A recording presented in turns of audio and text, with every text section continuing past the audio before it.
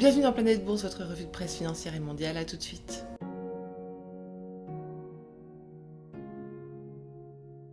On commence avec l'Europe, un faux ou un tox poisson d'avril en avance. On découvre dans USA Today que Volkswagen pourrait changer de nom pour Volkswagen en remplaçant le K par un T pour refléter ses investissements dans l'électrique. Cette annonce serait apparue hier brièvement sur le site du constructeur avant d'être retirée. L'Espagnol MásMóvil pose 2 milliards d'euros sur la table pour s'emparer de son petit rival basque Euskaltel. Après le rachat de Lyca Mobile en début de mois, cette fusion entre le 4e et le 5e opérateur espagnol pourrait donner naissance à un acteur capable de rivaliser avec les géants Telefónica, Vodafone et Orange.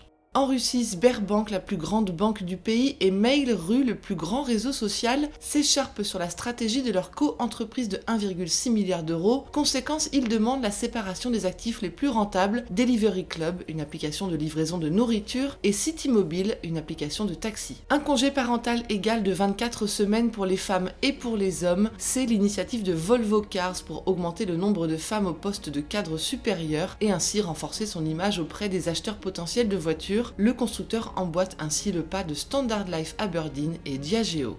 Et BMW annonce que la moitié de ses ventes seront issues de modèles entièrement électriques d'ici 2030, une annonce un peu moins ambitieuse que celle de ses pairs. Aux États-Unis, Goldman Sachs et Morgan Stanley évitent la débâcle Archegos. Les deux banques se seraient séparées de leurs actifs à risque avant l'effondrement.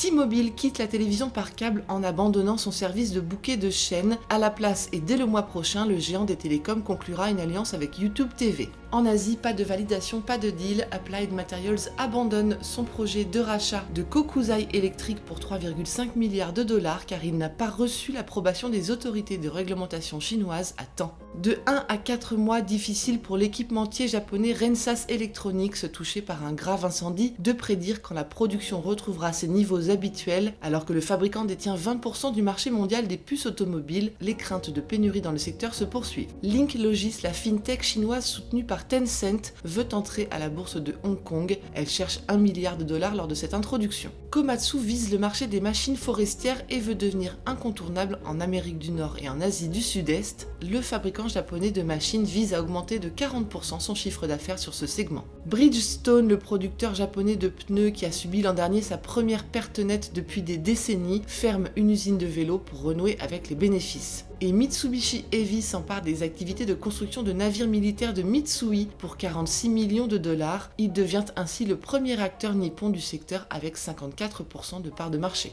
Voilà ce qu'il fallait lire aujourd'hui sur les unes du Monde. À demain.